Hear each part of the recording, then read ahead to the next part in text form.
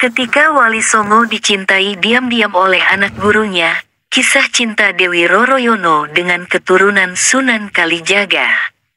Ini kisahku, Dewi Roroyono. Sejak usiaku masih remaja sekitar 17 tahun, sering sekali aku melihat ayahku yang tidak lain adalah Sunan Ngerang tengah melatih murid-muridnya ilmu bela diri. Meski lebih dikenal ayahku mengajarkan ilmu agama, tapi nyatanya ilmu bela diri dan kanuragan juga diturunkan pada murid-muridnya.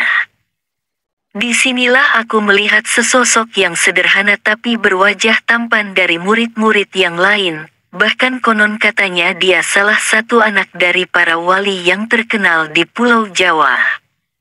Kemarin aku sudah tahu namanya, Bayu. Tiba-tiba suara adikku yang masih kecil terdengar di sampingku. Jujur saja sebenarnya aku kaget, tiba-tiba saja berada dirinya tepat di sampingku. Namanya Pujiwati, terkadang memang dia tidak malu-malu. Siapa dia? Kata Mbok, namanya Raden Umar Sahid, anak Sunan Kalijaga artinya masih keturunan bangsawan. Pantas aja dia tampan. Kata aku masih menatap Raden Umar Sahid dengan senyum-senyum sendiri. Berkedip Bayu, kata Pujiwati mengingatkan. Astagfirullahalazim, sambil menundukkan kepala dan setelah itu berlalu dengan langkah yang terburu-buru namun pikiranku masih tertuju kepada Raden Umar Sahid. 3 tahun berlalu, umurku sudah 20 tahun dan ini adalah hari kelahiranku. Aku merasa bahagia setelah 3 tahun lamanya aku tidak bertemu dengan Raden Umar Sahid yang konon katanya beberapa tahun yang lalu dia sudah mendirikan pesantren sendiri di wilayah Gunung Muria. Bahkan dengar-dengar juga dia masuk ke dalam salah satu dewan wali yang waktu itu kepemimpinannya berada di Demak. Tidak heran juga, karena beliau anak salah satu dari dewan wali itu, Sunan Kalijaga. Wali yang hebat dan namanya terkenal di mana-mana. Hari ini ayahku mengundang semua murid-muridnya untuk datang merayakan hari kelahiranku, atau lebih tepatnya bisa dibilang syukuran, makan-makan dan sambil doa bersama.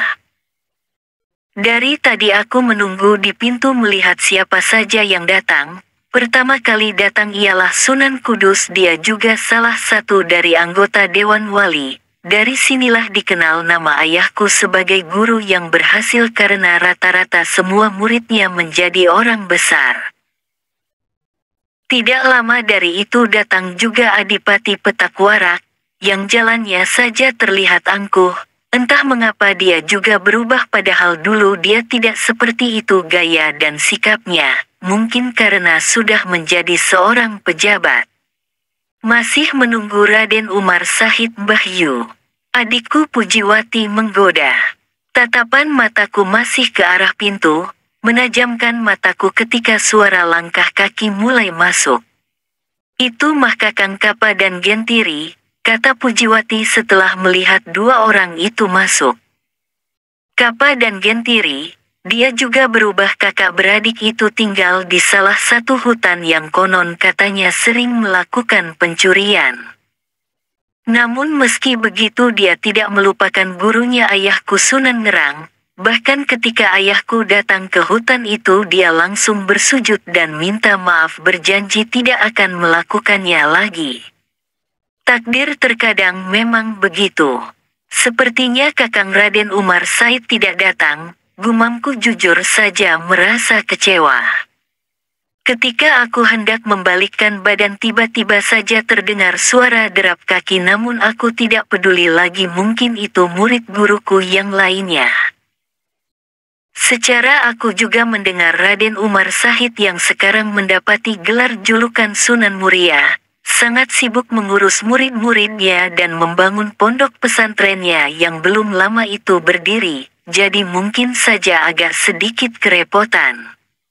Itu Kakang Raden Umar Said, kata Pujiwati.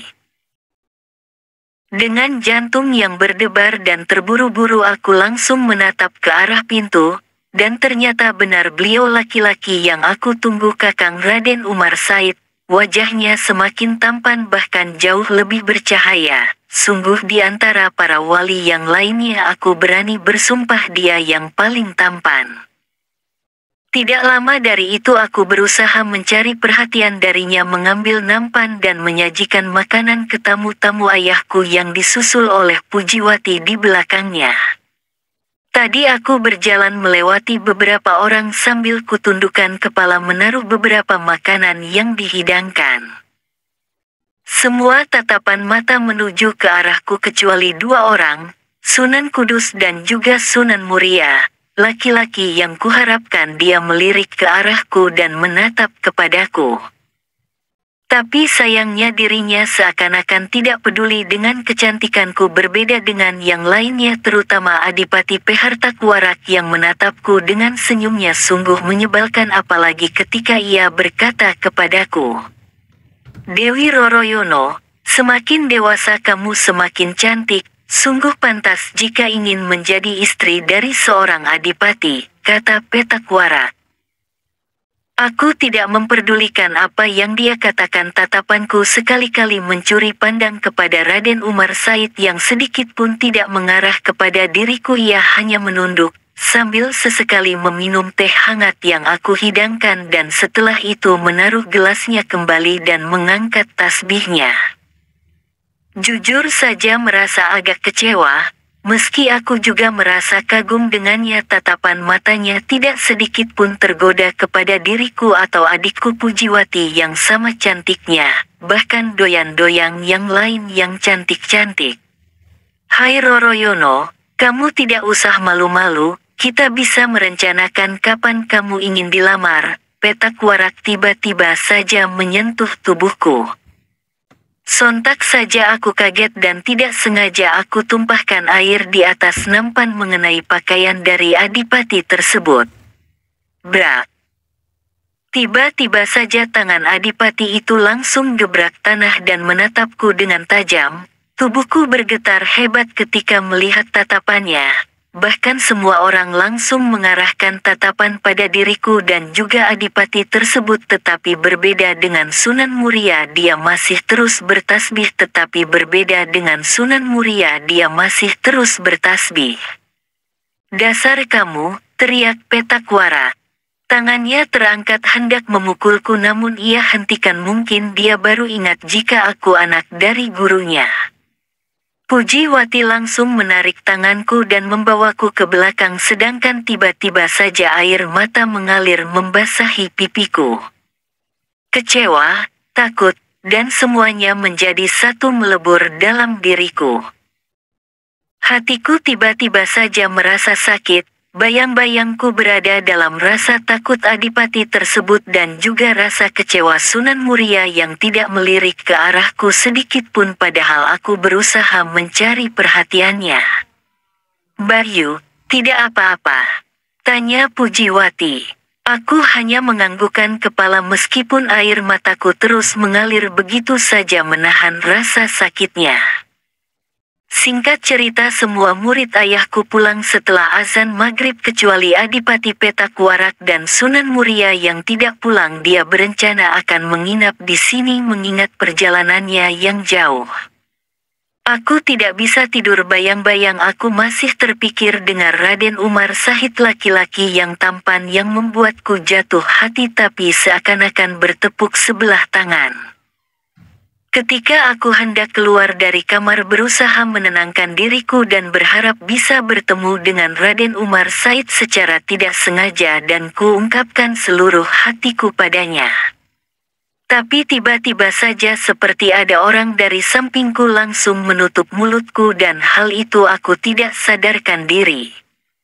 Tiba-tiba saja ketika menjelang subuh mataku terbuka, tubuh sudah terikat meringkuk di bawah pohon. Sedangkan tatapan mataku yang masih buram melihat 3 orang tengah berkelahi.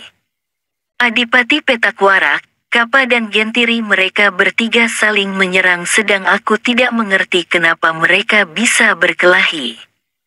Ketika adipati tersebut lengah, Gentiri berlari ke arahku, dia langsung membopongku menjauh dari pertarungan itu. Ingin sekali teriak namun mulutku diikat. Rasa takut menjalar seluruh tubuhku, jantungku saja berdebar tidak henti. Ketika kami agak jauh, tiba-tiba saja kakak dari Gantiri menyusul dari belakang. Setelah itu langsung melepaskan ikatanku. Aku tidak menanyakan apa-apa dan dia langsung aja aku pergi menuju rumah ayahku di Ngerang. Namun jujur saja di setiap perjalanan tatapan mata mereka berdua tidak berkedip ke arahku. Hal ini membuatku tidak nyaman, justru merasa terganggu.